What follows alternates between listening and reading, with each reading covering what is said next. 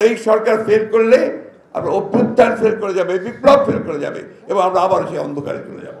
BNP নেতৃত্বে আসবে কিভাবে, কে আসবে, এটা অনেকের মনে একটু চিন্তা ছিল। অনেকে ভাবছিল যে আমাদের senior vice chairman Tarique Rahman সাহেব এই দায়িত্ব নিতে পারবেন কিনা, কিন্তু তিনি তার কাজের মধ্য দিয়ে অতি দ্রুত সমস্ত পার্টিকে সংগঠিত করে একটা মহান একটা বিপ্লব, একটা ছাত্র জনতার অভ্যুত্থান তিনি সংগঠিত করতে নেতৃত্ব দিয়েছেন। হাসিনাকে তাড়িয়ে দেওয়া সম্ভব হয়েছে, এখানে জনাব তারেক রহমানের অবদান সবচেয়ে বেশি। আমি খুব ভালো করে জানি শেষের যে দিন কটা দিন আমরা বলি যে ছাত্রগণ অভ্যুত্থানের মূল সময়টা, সেই সময়টা প্রতি মুহূর্ত তিনি যোগাযোগ রেখেছেন প্রত্যেকের সঙ্গে, এমনকি ছাত্র সমন্বয়কদের সঙ্গে পর্যন্ত।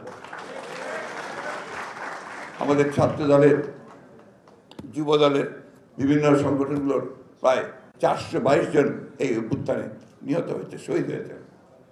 অর্ধেক পাউডারে দ্বিগুণ উজ্জ্বলতা, নতুন রিন অ্যাডভান্সড অর্ধেক পাউডারে দ্বিগুণ উজ্জ্বলতা। সুতরাং আজকে সমগ্র জাতি ঐক্যবদ্ধ হয়ে এই ফ্যাসিস্ট খুনি হাসিনাকে উৎখাত করেছে। এখন একটা অন্তর্বর্তীকালীন সরকার আছে, আমরাই করেছি সবাই মিলে। আজকে দেশের চারদিকের অবস্থা দেখে অনেকে একটু আতঙ্কিত হচ্ছেন, একটু উদ্বিগ্ন হচ্ছেন, যেগুলো কি হচ্ছে।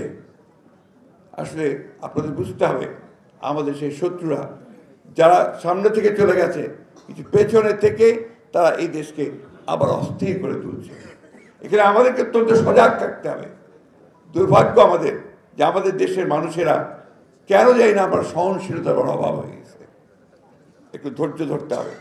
আজকে এই সরকারকে আমাদেরকে সহযোগিতা করতে হবে, কারণ এই সরকার ফেল করলে আমরা অভ্যুত্থান ফেল করে যাবে, বিপ্লব ফেল করে যাবে এবং আমরা আবার সেই অন্ধকারে চলে যাব। সুতরাং এই বিষয়গুলো নিয়ে আমার মনে হয় আমাদের সকলের পজিটিভ চিন্তা করা প্রয়োজন।